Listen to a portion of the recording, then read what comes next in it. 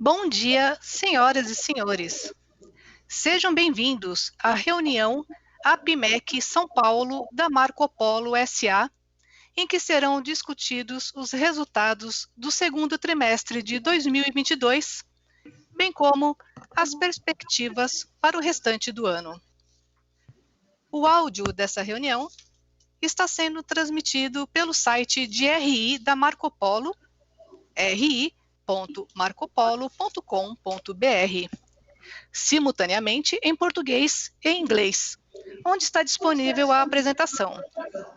Antes de prosseguir, esclareço que eventuais declarações feitas durante essa reunião sobre as perspectivas dos negócios da Marco Polo, projeções e metas operacionais e financeiras sobre seu potencial de crescimento são previsões baseadas nas expectativas da administração em relação ao futuro da companhia. Essas expectativas são altamente dependentes das condições do mercado interno, do desempenho econômico geral do país e dos mercados internacionais e, portanto, estão sujeitas a mudanças. Presentes à reunião da APIMEC São Paulo estão os senhores José Antônio Valiati, CFO e diretor de Relações com Investidores, e Eduardo Willrich, gerente de Planejamento e Relações com Investidores. Lembramos que sua participação é somente como ouvinte, não sendo possível a participação na sessão de perguntas e respostas. Caso desejar fazer alguma pergunta, para ser respondida posteriormente pela área de RI, gentileza enviar um e-mail para ri@marcopolo.com.br.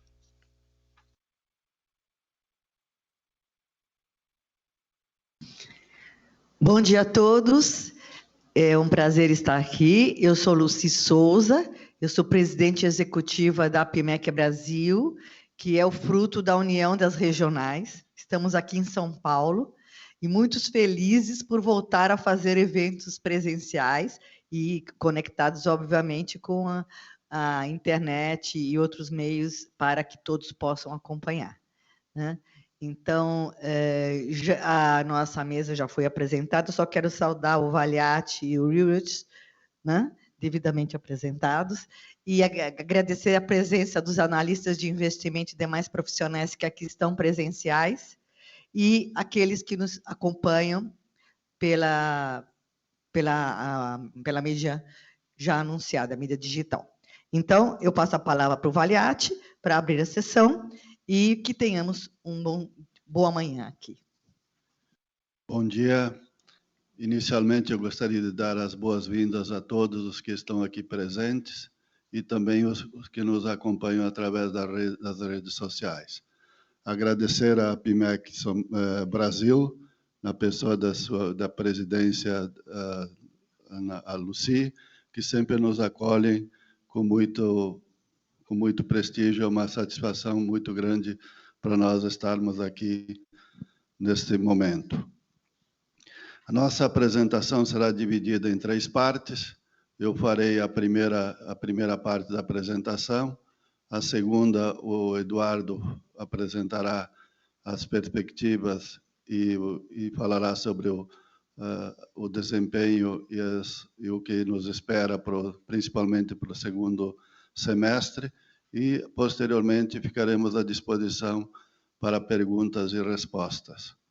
Eu gostaria também de esclarecer que, infelizmente, o nosso CEO, presidente da companhia, o senhor James Bellini, por motivo de força maior, não estaria presente aqui, mas por motivo de força maior não pôde estar, mas nós vamos tentar e buscar fazer essa apresentação da melhor forma possível e ficaremos à disposição na parte final para esclarecer qualquer pergunta que se faça necessária.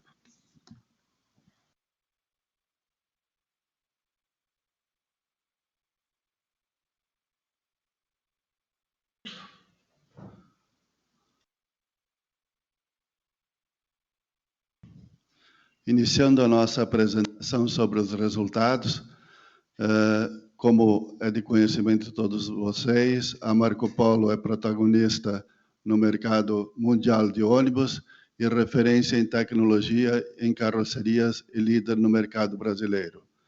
os principais destaques de competitividade da companhia se caracterizam pela abrangência da sua linha de produtos, onde praticamente ela abrange todos os segmentos, desde os ônibus mais sofisticados, mais complexos, até os mini ônibus, que principalmente no segmento de volares.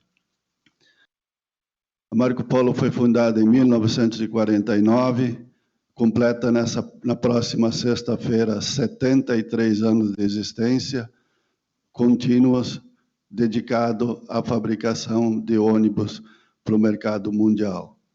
Não há lugar no mundo onde nós tenhamos ou parceiros, ou operadores de ônibus, ou fabricantes relevantes que não conheçam a Marco Polo.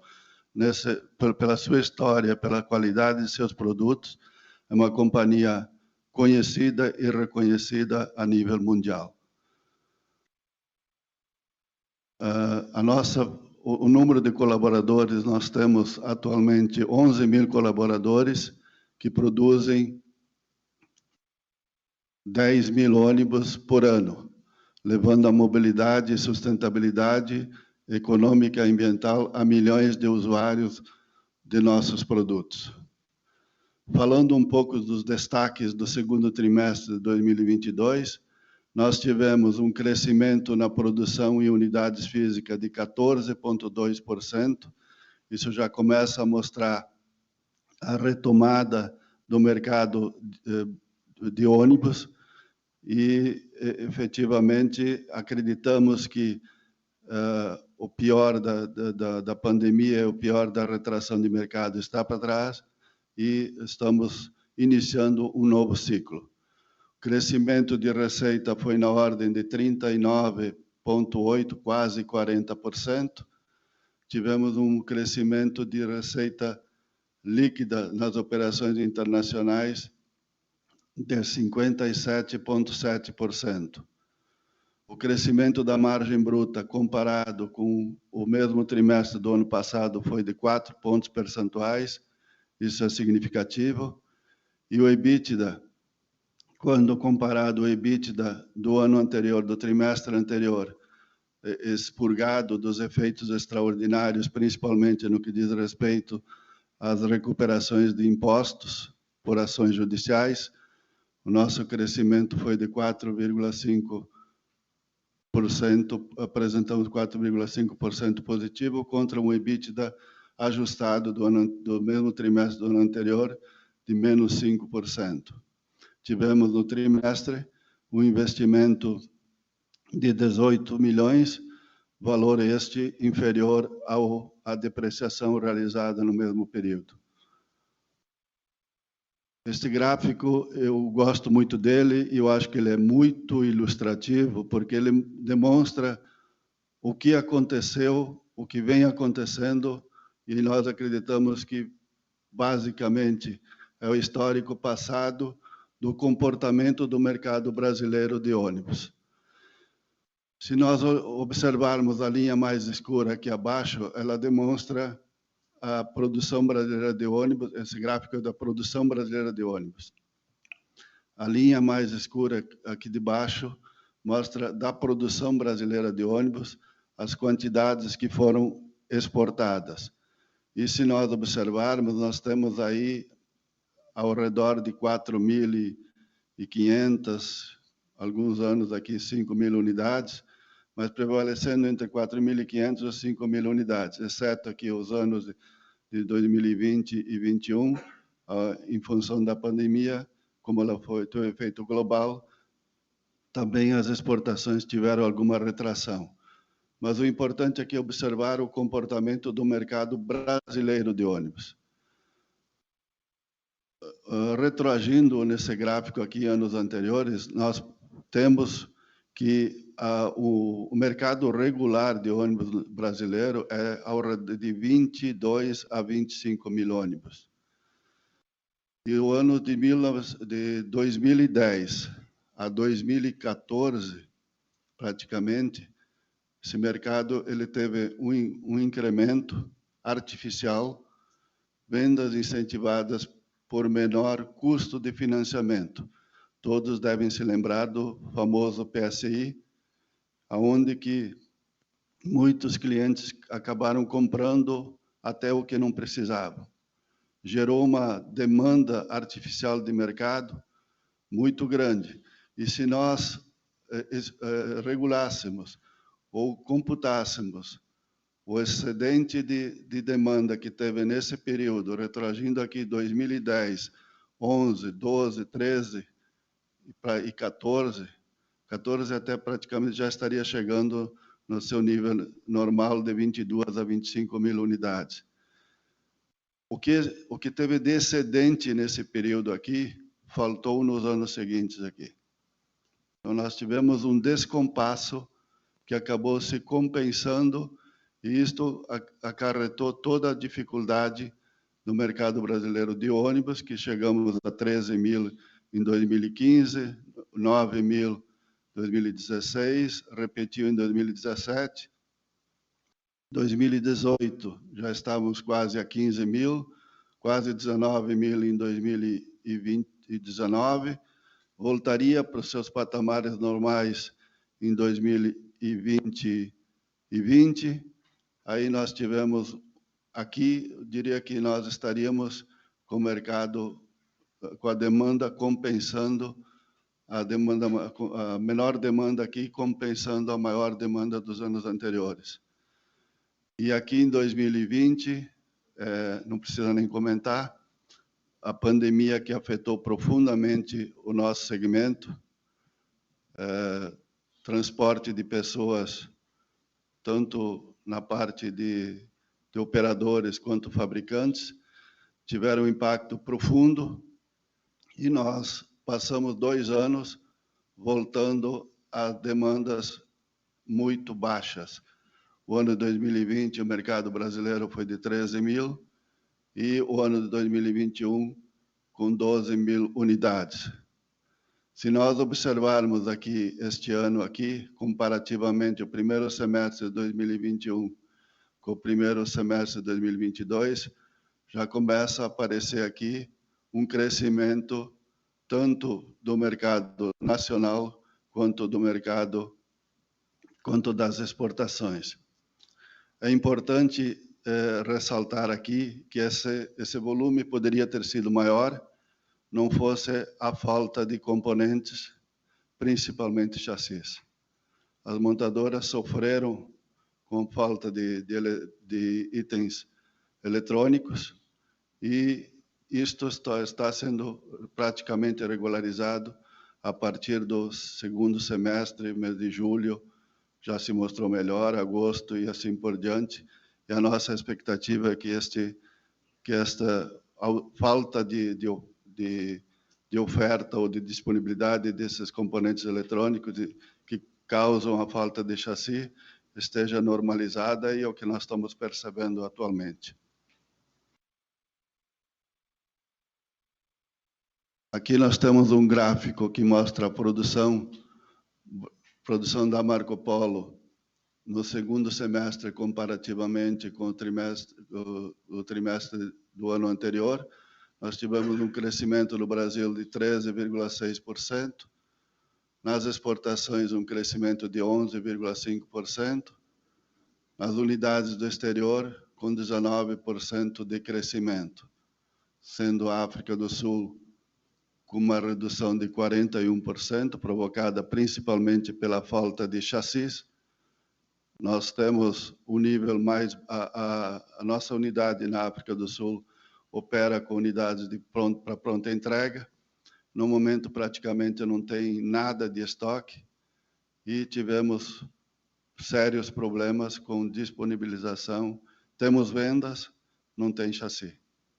Está se regularizando agora no segundo semestre também. A Austrália, o Eduardo deverá comentar depois, mas ela está vendendo já para o ano de 2023, também sofreu com oferta de chassis. China é uma unidade estratégica, um posicionamento que a Marco Polo tem na China, principalmente vislumbrando o segmento de elétricos. os maiores produtores de veículos elétricos, principalmente no segmento de ônibus, está na China, ou estão na China, e por essa razão e outras, a Marco Polo mantém essa operação como uma operação estratégica. O mercado mexicano está retomando também, sofreu muito com a pandemia, principalmente no segmento de rodoviários. E a Argentina, tivemos problemas operacionais, derivados da não possibilidade de enviarmos nossos colaboradores e técnicos brasileiros para o ramp-up da unidade, como nós consolidamos 2 unidades, a de Buenos Aires e de Rosário, numa unidade só, que foi em Rosário. A unidade teve problemas de ramp-up na produção, principalmente do urbano, que o mercado estava bastante demandado, mas por falta de experiência no segmento de urbano do pessoal de Rosário, nós tivemos problema de performance e estamos corrigindo isto para o segundo semestre. A distribuição da receita líquida. Nós temos os rodoviários crescendo de 25,7% para 28,8%.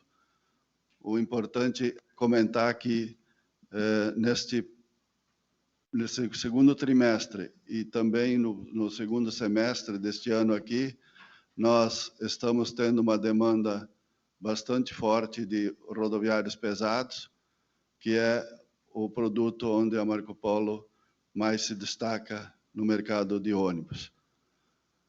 Os urbanos representam 36,4% da receita, Volare 25,3%, os micro-ônibus 2,3%, chassi 0,8%, receita do Banco Moneo, peças e outras com 6,5%. A nível de resultados, nós tivemos um crescimento de receita líquida total de 39,8%, conforme já falado anteriormente. No Brasil, esse crescimento foi de 39%. Na receita de exportações, 15,9%. E a receita das unidades do exterior foi de 341 milhões, com crescimento de 50,7%. Esse crescimento, parte se deu pelo maior volume e parte principalmente pelo repasse de custos que nós conseguimos ter nos preços, fato este extremamente importante para garantir e prospectar a rentabilidade futura da companhia. O lucro bruto cresceu 4 pontos percentuais comparativamente com o mesmo trimestre do ano anterior. Apresentamos 11,4%, ainda longe do nosso objetivo e da média histórica. Nós acreditamos que estamos recuperando e vamos recuperar aos poucos essa rentabilidade, já a partir do terceiro trimestre de 2022 e no quarto também. A perspectiva é positiva. O EBITDA foi de 4,5%, bastante baixo, mas quando comparado com o EBITDA ajustado do mesmo trimestre do ano anterior, estaríamos saindo de um EBITDA negativo de 5% para 4,5%. Evidentemente que não estamos satisfeitos com esse EBITDA e estamos trabalhando e vamos apresentar números melhores. Acreditamos nisso, não podemos afirmar categoricamente, mas com muita probabilidade, números bem melhores já a partir do terceiro trimestre deste ano. E o resultado líquido do trimestre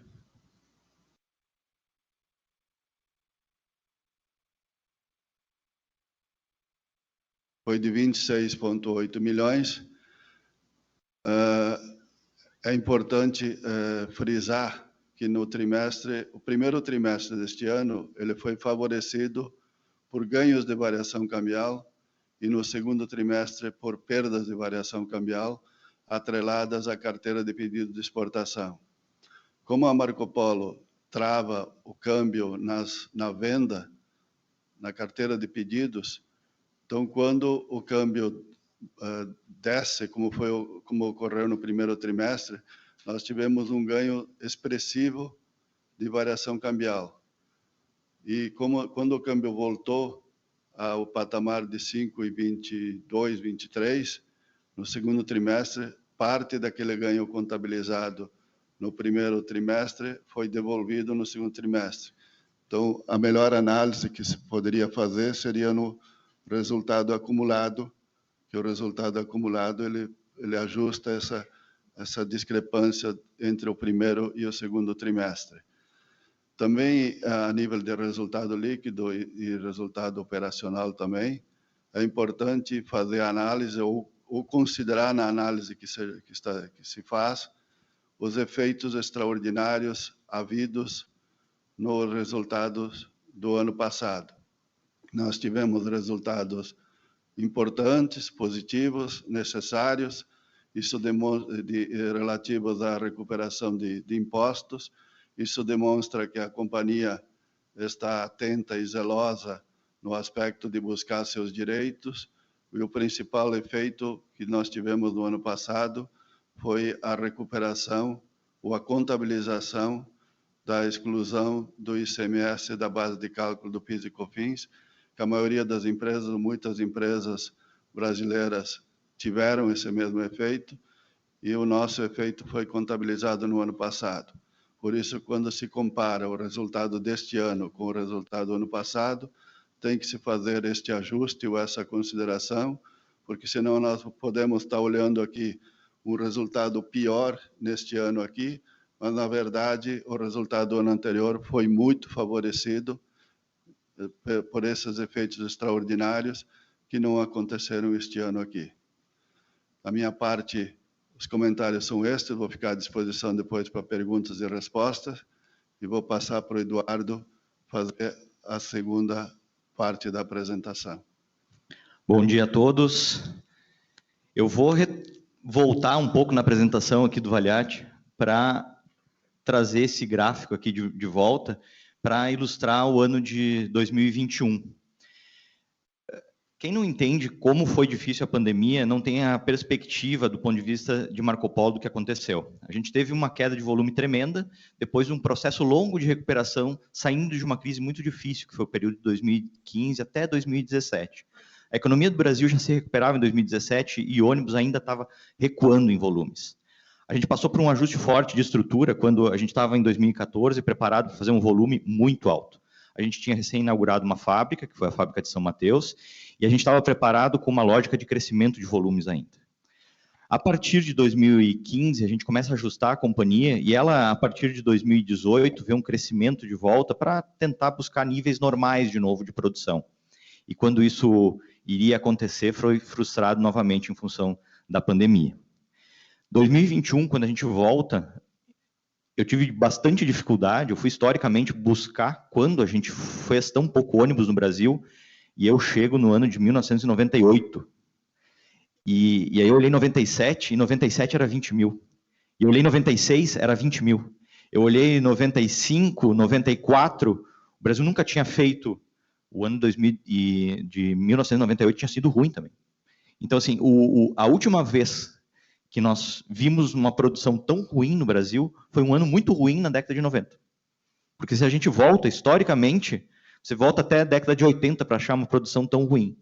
Para vocês terem uma dimensão da revolução que a companhia teve que passar para se ajustar a volumes tão difíceis e como a gente tem para frente uma recuperação forte.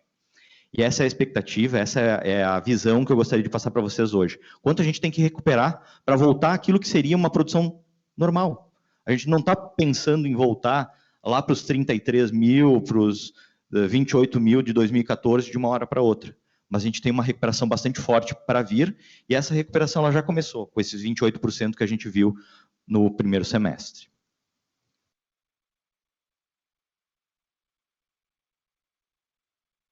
Como é que essa recuperação está acontecendo e de que forma ela vai se desenvolver? No rodoviário, que foi o segmento mais afetado pela pandemia, e isso fica um pouco escondido nos números, porque quando você vê volume de rodoviário, parece que o rodoviário foi muito bem durante a pandemia, mas na verdade foi um segmento de rodoviário, foi um segmento que a gente chama de fretamento, que é basicamente transporte de pessoas das suas casas para o trabalho e do trabalho de volta para as suas casas.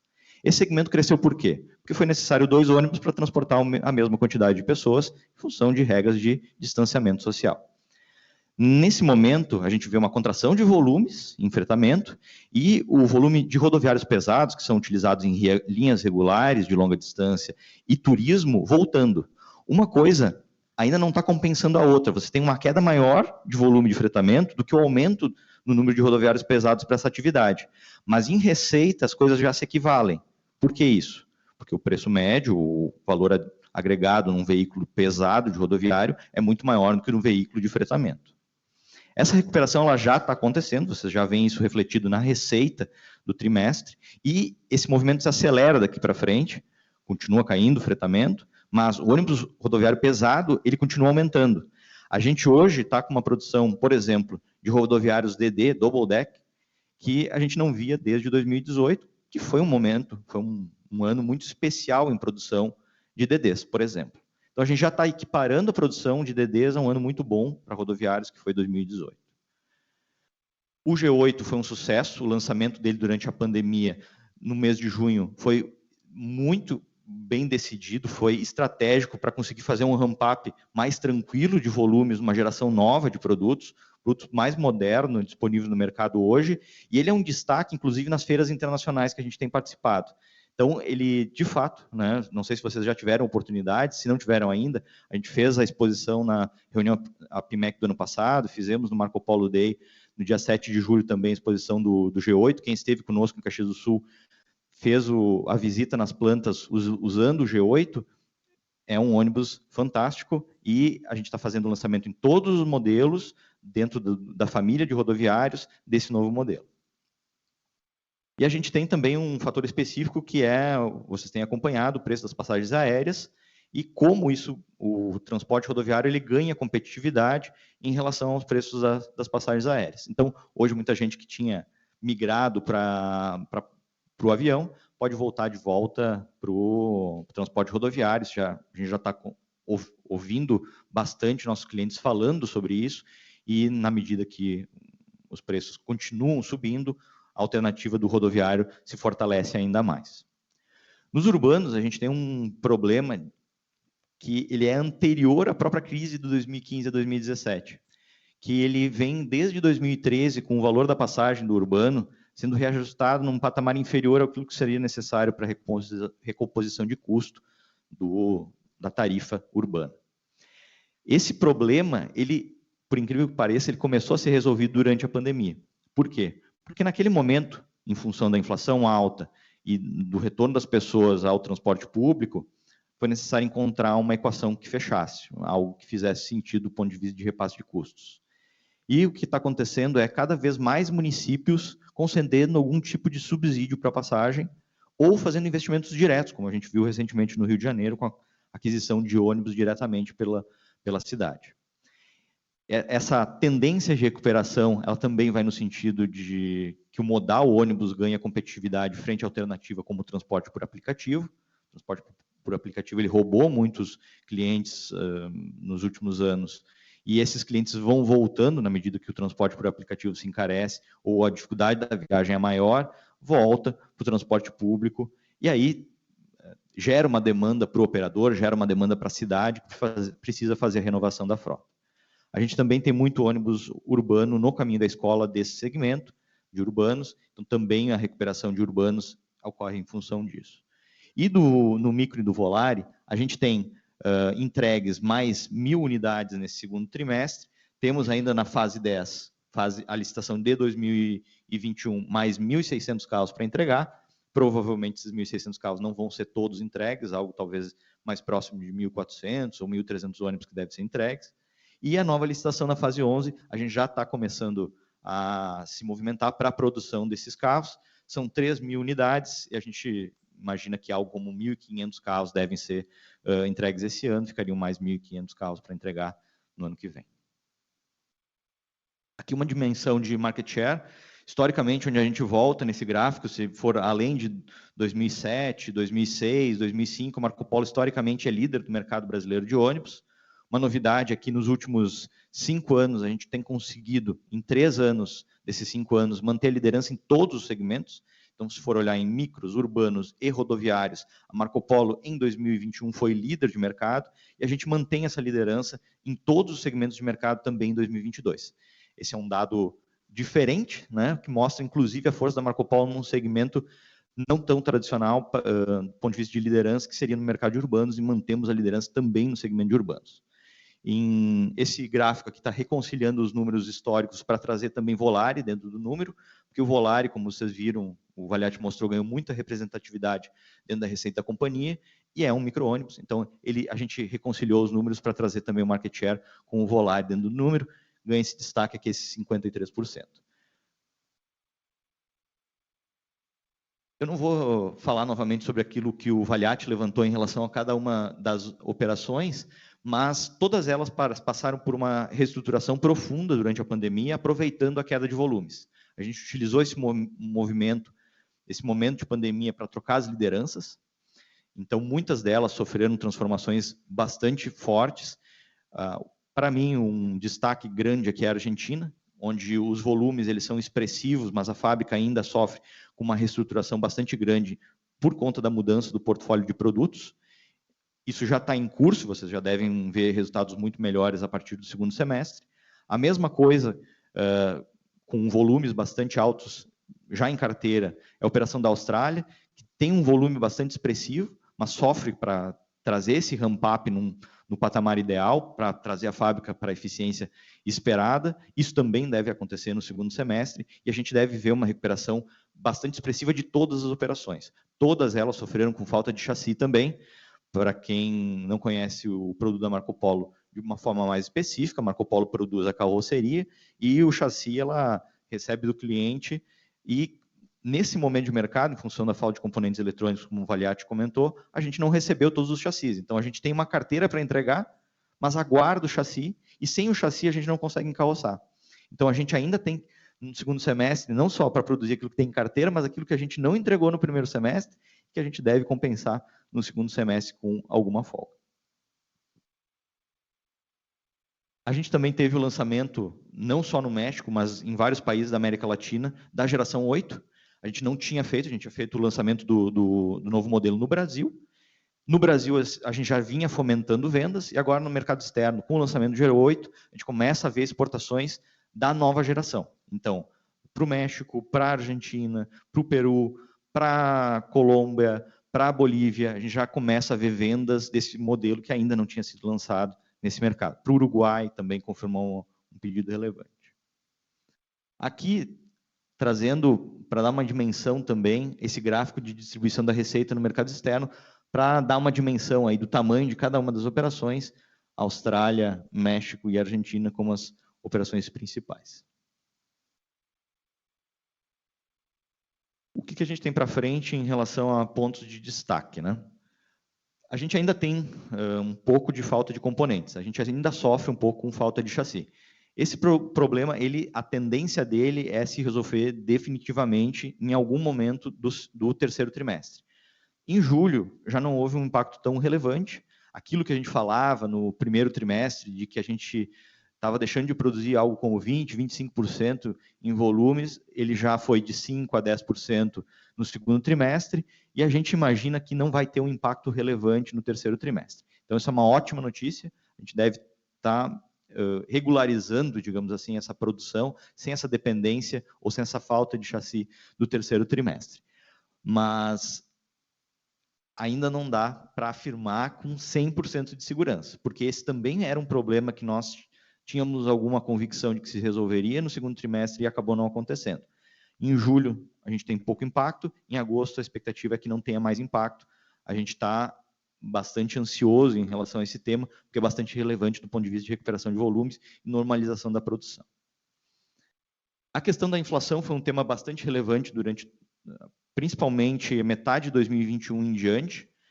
A gente segue fazendo aumentos de preço na base mensal e a gente faz um repasse permanente de custos e aumentos de preço para traduzir as margens que a Marco Polo precisa, para buscar os patamares de rentabilidade que sejam saudáveis, sustentáveis para a companhia. Esse movimento é um movimento difícil de fazer de uma vez só, porque, obviamente, o cliente é impactado na medida que recebe um preço novo cada vez que ele vem fazer compras, e são clientes, muitas vezes, que não compram desde o início da pandemia. Vamos imaginar que aquela queda brutal de volumes, tem clientes que não faz 2 anos que não compram. Então, quando eles voltam, pegam um produto com um valor muito superior ao valor que eles estavam acostumados, ou o valor de referência deles, que normalmente no nosso mercado é a última compra. Esse movimento a gente tem feito de forma bastante disciplinada. A recuperação disso vocês veem de uma forma bastante óbvia nos preços médios. Então, ao calcular o preço médio nos nossos produtos, vocês vão perceber essa recomposição, mas vão perceber também que essa recomposição, ela em geral, é um repasse de inflação e não um ganho substancial de margem. A gente continua nesse movimento e a tendência é uma aceleração disso ou uma recuperação mais forte de margens também a partir do segundo semestre. Em relação à reestruturação, a gente já falou bastante sobre isso no Marco Polo Day, sobre redução de custo fixo, tendência de conseguir alavancar os resultados a partir de uma alavancagem operacional. Isso vai ficar mais evidente ainda a partir do segundo semestre, na medida que a gente aproveita esse crescimento de volumes que a gente quase não viu no primeiro semestre. Aquele crescimento que a gente mostrou de 14% dos volumes no trimestre, ele, se você anualiza ele quase não aparece, ele fica um crescimento muito modesto no primeiro semestre. Sim, acreditem, o primeiro semestre de 2022 ainda foi um semestre muito difícil do ponto de vista de volumes, em função de falta de chassi, e no primeiro trimestre, em função da Omicron, que afetou a intenção de compra dos clientes até fevereiro, a gente viu esse impacto bastante forte. Parece tão distante, né? Quando a gente fala em pandemia, parece que já passou há 2 anos, mas na verdade, em fevereiro, a gente estava ainda bastante preocupado com o Omicron, os clientes ainda cautelosos em compras. O segundo trimestre de 2022 foi o primeiro trimestre que a Marco Polo passou sem um efeito relevante ou nenhum susto do ponto de vista do cliente fazer algum recuo, né? Manifestar a intenção de compra e recuar porque veio alguma coisa nova. Foi o primeiro trimestre, desde março de 2020, onde a gente não viu esse movimento de reação à pandemia durante o trimestre, e isso vai se refletir também em vendas, daquilo que a gente já tem em carteira para frente. Hoje a gente tem uma carteira longa. Quando eu comento sobre esse desafio de prazo de entrega aqui, ele é muito verdadeiro, porque a gente está num ramp-up agressivo de contratações, de volumes. Quem esteve fisicamente conosco viu a fábrica cheia, e a gente tem um desafio muito grande de entregar tudo o mais rápido possível dentro dos prazos esperados pelo cliente. Esse finalmente é um problema bom, né? A gente queria ter esse problema há muito tempo e finalmente a gente está tendo esse problema agora. Tá? Eu fico à disposição para as perguntas e respostas. Acho que tem um slide que não está no material que está impresso, mas que a gente agregou aqui do Marco Polo Rail, para mostrar aqui um pouco da progressão histórica desse segmento. A gente já produz desde 2017, a gente fez o lançamento do Próspero, ou o relançamento no segmento ferroviário em 2020, e a gente tem um primeiro negócio fechado em 2022, do People Mover, que ligam os terminais do aeroporto de Guarulhos. A expectativa do segmento é continuar crescendo dentro dele como um produto novo da Marco Polo.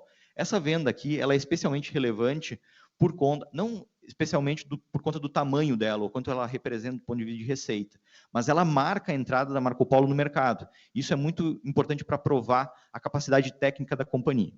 Então, não basta ter o produto, né? Você tem que ter o produto para mostrar para o cliente e provar que você consegue produzi-lo.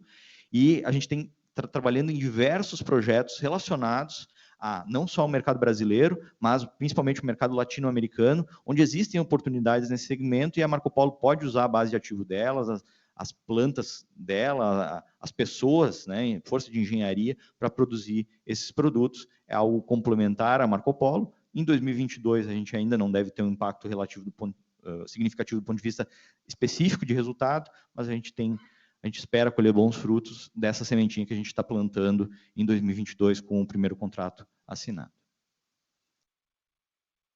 Vou passar a palavra de volta para a Lucy. Bom, parabéns pela apresentação, né? Especialmente a entrada de vocês no setor ferroviário, deve ser muito promissora. E antes de passar a sessão de perguntas, eu gostaria de saudar a Marco Polo pela nossa parceria tão longeva, né? São 21 anos em que a empresa esteve junto com a PIMEC, agora a PIMEC Brasil, como eu disse a vocês, né? Reunião de todas as regionais. Então, entrego ao Valiati o selo de 21 anos. Obrigada pela parceria com os analistas de investimento. Também aproveito para entregar, acho que todos os analistas e associados receberam, o livro de 50 anos, em que a nossa história se mistura, né? 50 anos da Associação dos Agora 52, né? A pandemia parou tudo. Na verdade, a gente fez 50 anos em 2020, né? A PIMEC foi criada em 1970, antes até da CVM, para vocês terem uma ideia. Quem tiver interessado no livro, é só pedir, tá? Nós estamos entregando para os profissionais de investimento. Então, sem mais, parabéns para a empresa e passamos à sessão de perguntas, né?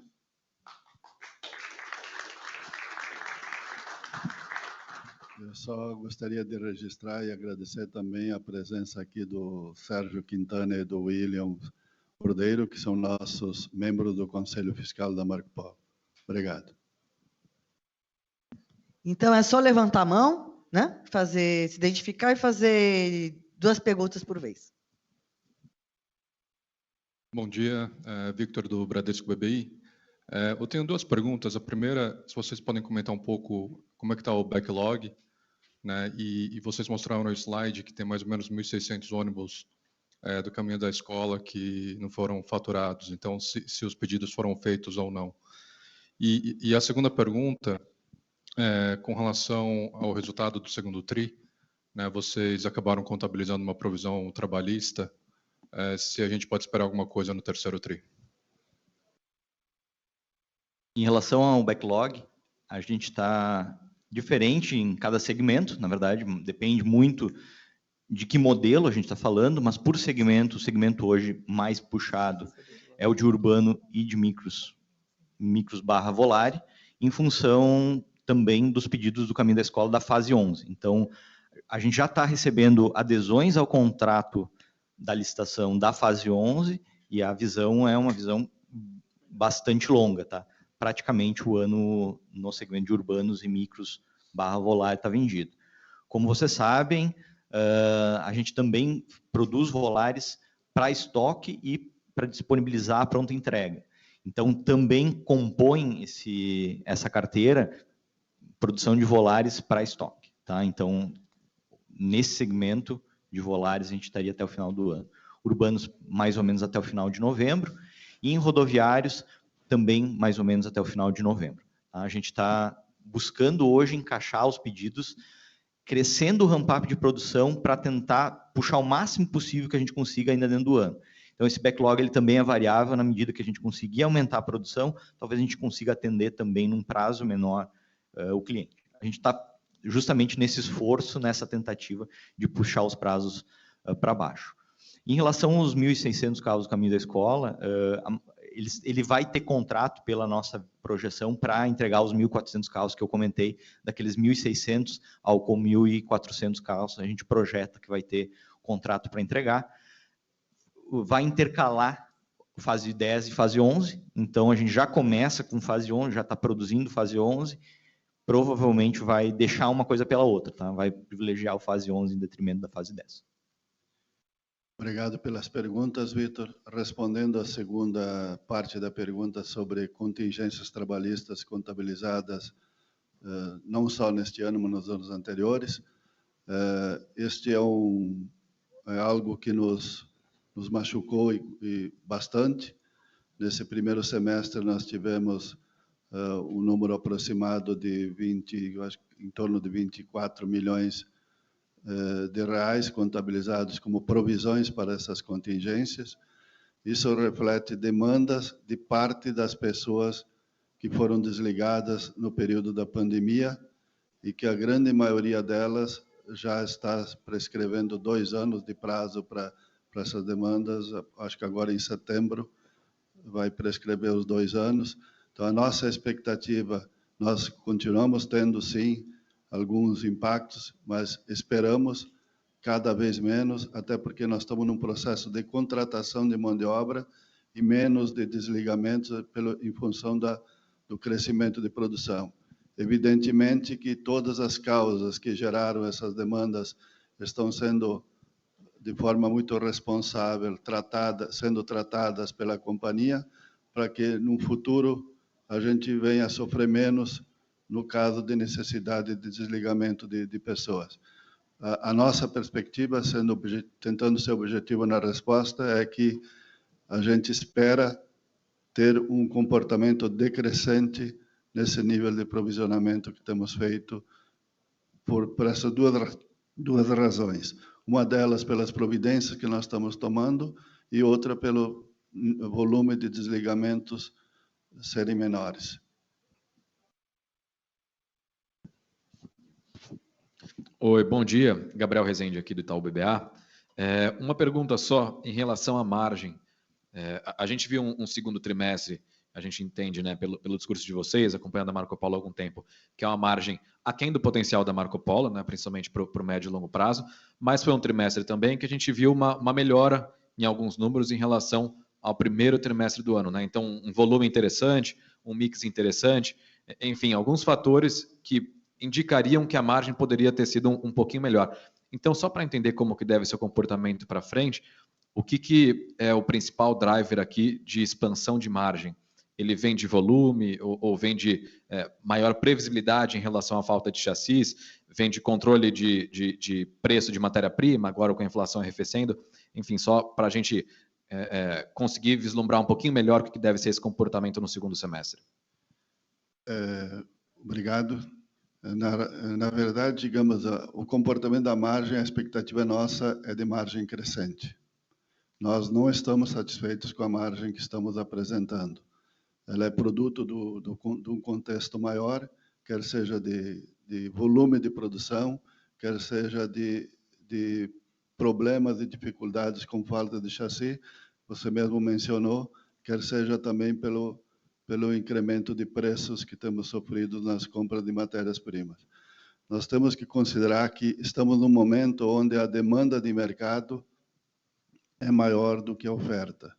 Então, nesse cenário, a recomposição de preço necessária, ela fica menos difícil. Nós estamos conseguindo repassar preço, sim, como o Eduardo comentou na apresentação dele, o nível de impacto, o nível de reajuste que precisa ser feito, nem sempre você consegue fazer de uma vez só.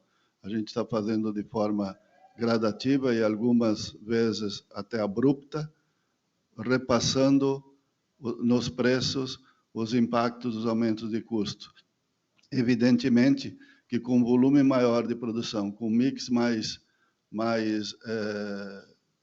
nobre, no caso específico de rodoviários pesados, nós temos condições de ter um aproveitamento melhor dos nossos recursos operacionais, recursos produtivos. A nossa expectativa é que tenhamos margens crescentes e queremos e vamos conseguir, não dá para prometer que seja no terceiro trimestre, mas para o quarto trimestre ou para diante, nós estamos na busca de recuperar nossa margem bruta e margem EBITDA históricas e vamos conseguir isto na medida do possível, na medida em que o tempo decorrer, e já nesse próximo trimestre e semestre devemos estar apresentando margens melhores.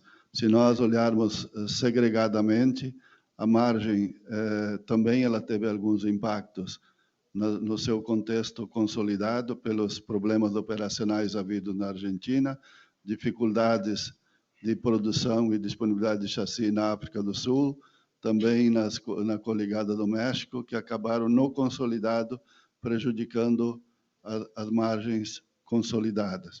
Estamos tratando essas operações individualmente, caso a caso, e buscando corrigir para que a gente consiga, no consolidado, ter resultados melhores.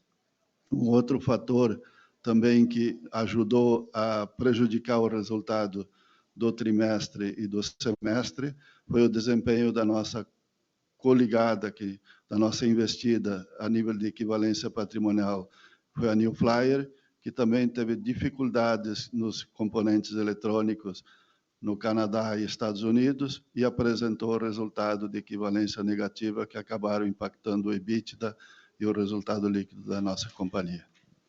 Fazendo um resumo, pegando no mix a melhora do mix, crescimento de volumes, melhora do resultado das operações internacionais, em cada uma delas deve apresentar recuperação de resultado, não só por conta do volume, mas uma organização melhor de cada uma dessas operações. Repasse de preço contínuo, que a gente continua fazendo, e na medida que o repasse ele consegue equilibrar e superar aquilo que foi o custo a mais, a gente vai ganhando margem, e a previsibilidade disso também permite ganhar margem. E um fator adicional que também impactou o semestre é que, na medida que o caminho da escola passa, as margens do caminho da escola elas vão ficando cada vez mais comprimidas, porque o preço está travado, então, na medida que o tempo vai passando, o custo vai aumentando, essas margens no início do programa são margens saudáveis, e no final são margens não tão boas. Isso está tudo dentro da previsão, é para ser assim realmente. Na medida que a gente termina a fase 10 e começa a fase 11, a gente passa por esse ciclo também, e o momento de acontecer isso é o terceiro trimestre. Então, também, esse conjunto de fatores deve levar a uma margem melhor. Não é um, são vários fatores que melhoram. Bom dia a todos. Meu nome é André Souza, represento a VAT Participações. Parabéns pela apresentação. Uma pergunta ao Eduardo e outra ao Valiati.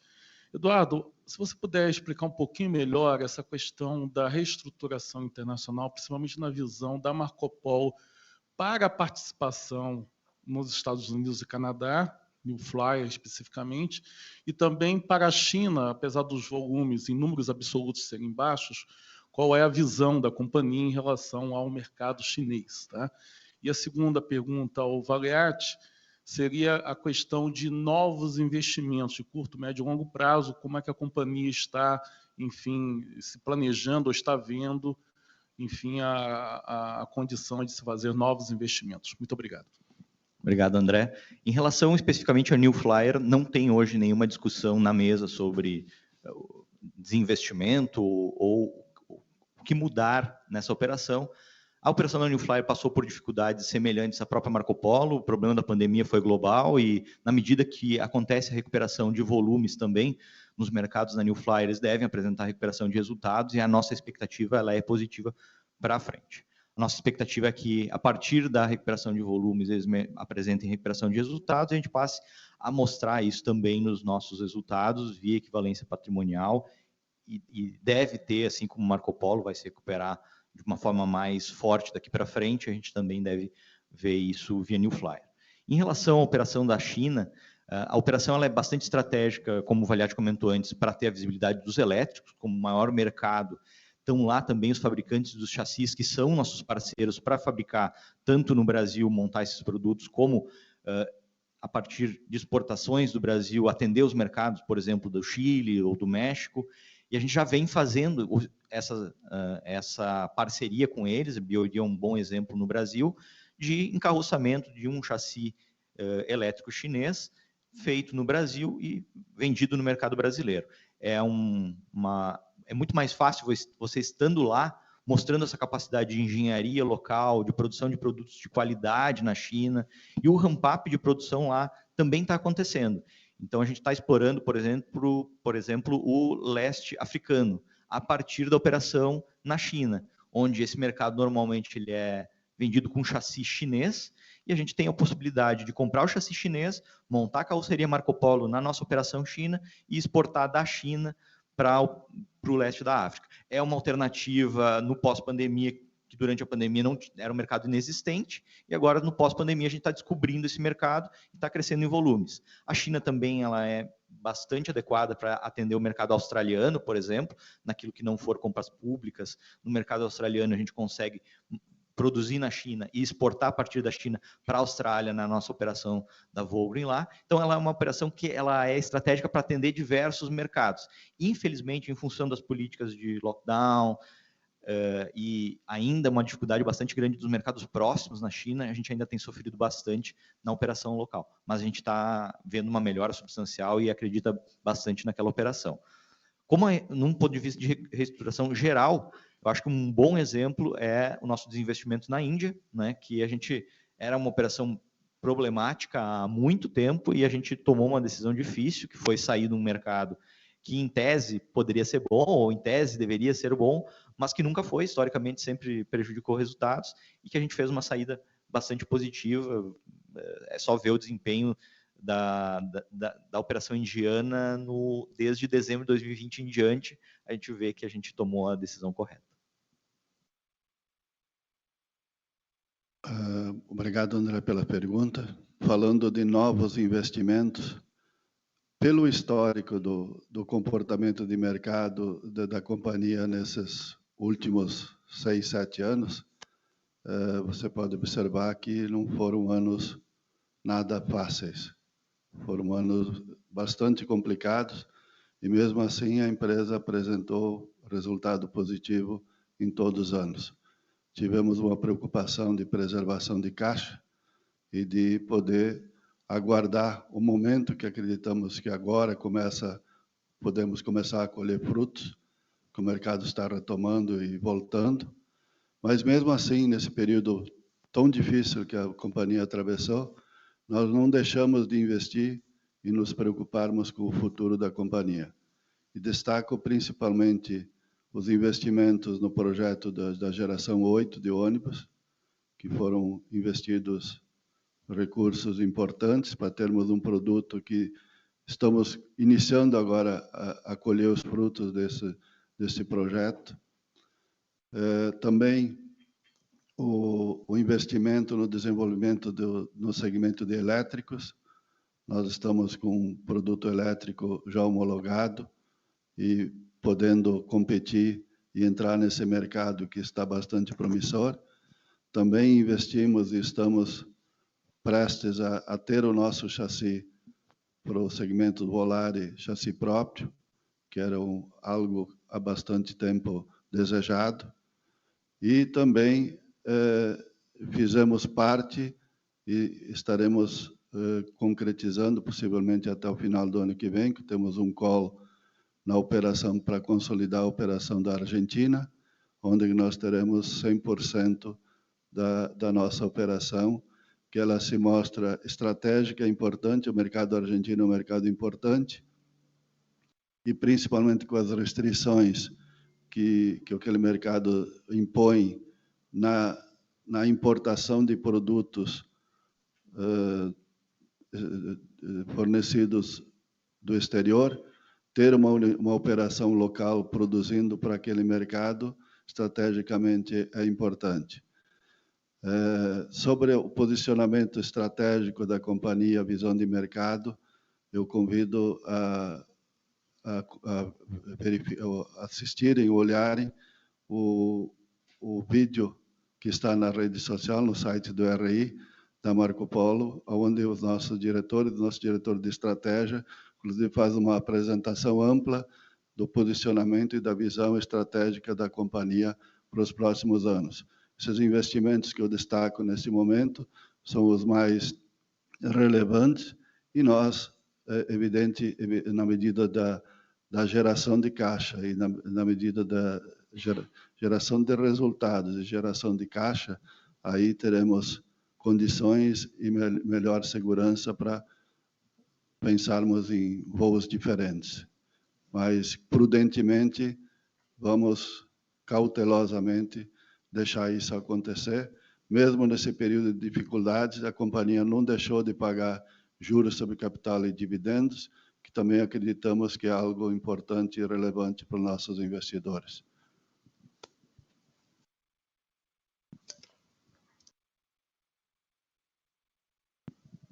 Opa, bom dia. João Neves aqui da EK Research. Pensando um pouco mais nos próximos anos, assim, com uma retomada mais consistente dos volumes de produção, Quais são os principais gargalos aí que vocês devem enfrentar para atingir esses volumes novos, né? Pensando nessa reestruturação que vocês fizeram de estrutura e de capacidade? Hoje, o principal gargalo vem sendo a contratação de pessoas para crescer a produção com mão de obra especializada. Então, na medida que a gente teve uma redução grande de pessoas durante a pandemia, agora a gente está tendo bastante contratação para atender. A gente já está vendo esse ramp-up acelerando. Quando a gente olha em volumes crescendo 14%, não é representativo do que já vai acontecer no segundo semestre. O crescimento está vindo muito forte e a gente já está desafiado por esse gargalo. Tá? Já está na prática, já está acontecendo, né, que é contratar as pessoas, treiná-las e colocar o melhor nível de eficiência. Marco Polo vinha num crescimento de eficiência até 2020, durante a pandemia, em função da necessidade de redução de volumes, fechamento de fábricas, reestruturação completa da companhia, a gente acabou desligando bastante gente e agora o gargalo está na contratação de volta dessas pessoas. Do ponto de vista de base de ativos, a gente tem as fábricas, a gente consegue atender, a queda de volumes ou de capacidade, ela não foi tão expressiva, não foi proporcional ao fechamento das plantas, porque a gente conseguiu, através de ganhos de eficiência nas plantas remanescentes, atender. Então, a gente consegue atender aquele mercado que o Valiati comenta, lá de 22 a 25 mil, pela base de ativos existente. Tá? A gente não precisa crescer muito mais ou crescer agressivamente investimentos para atender esses volumes. Tá? Hoje, o principal gargalo está na contratação de pessoas.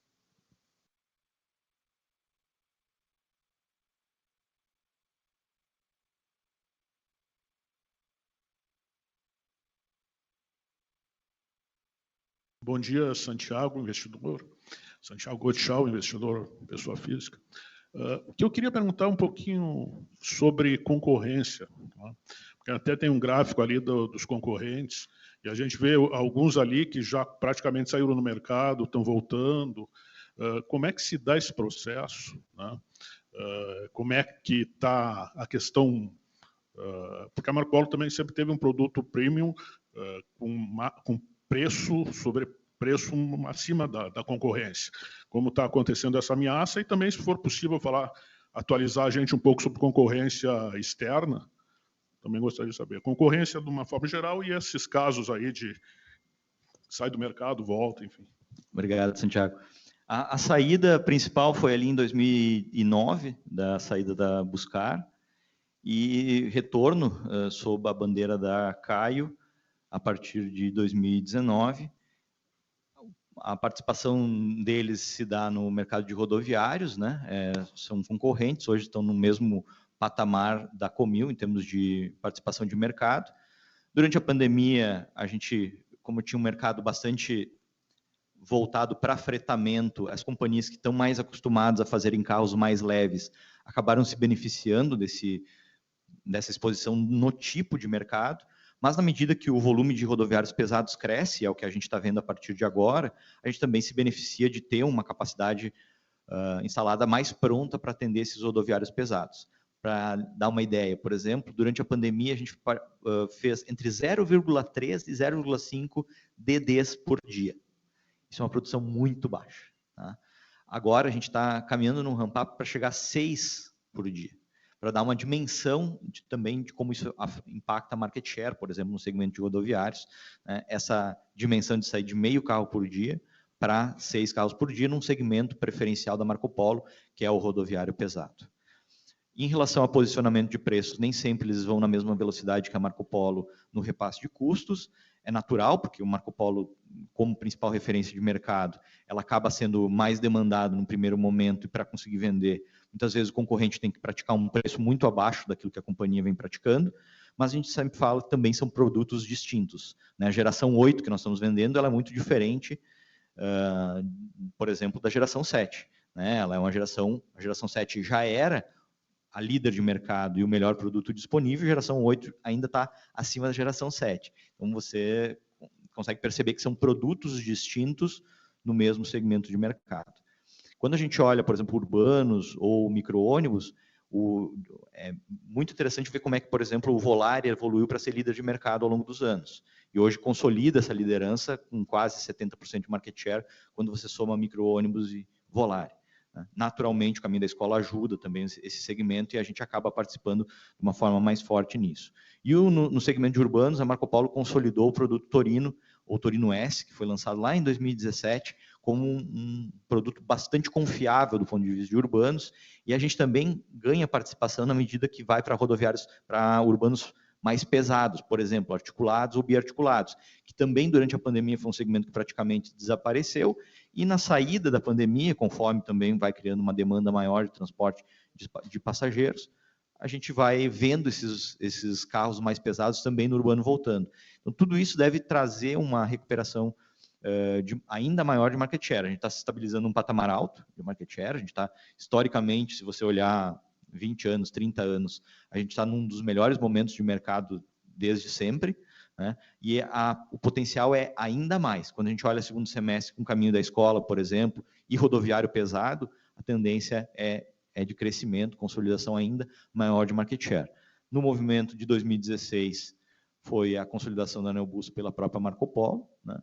E uma outra referência de mercado é a própria Comil, que está em recuperação judicial desde 2016, né, mas continua ali participando no mercado, principalmente no mercado de rodoviários, com participação pequena, mas relevante dentro do nicho de rodoviários.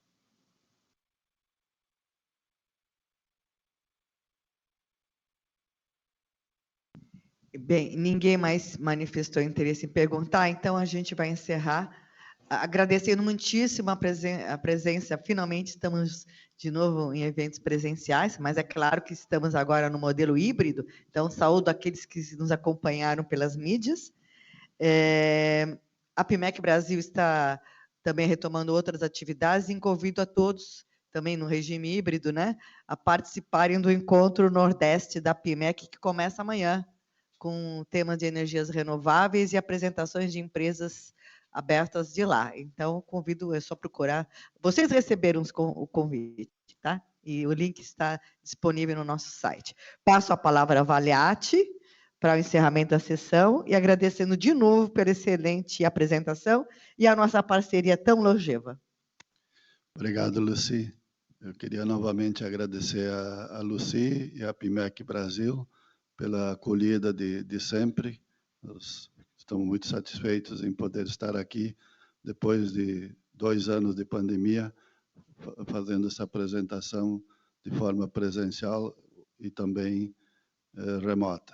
Agradecer a todos os que puderam estar aqui prestigiando a nossa apresentação e dizer que estamos à disposição e esperamos e estamos confiantes que o pior está para trás.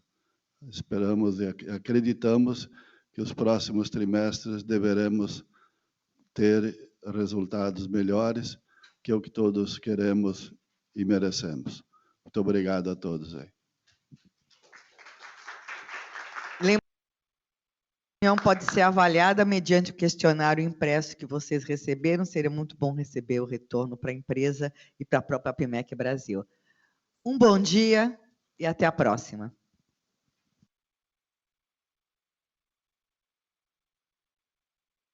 A reunião da PMEC São Paulo da Marco Polo S.A. está encerrada. Agradecemos a participação de todos e tenham um bom dia.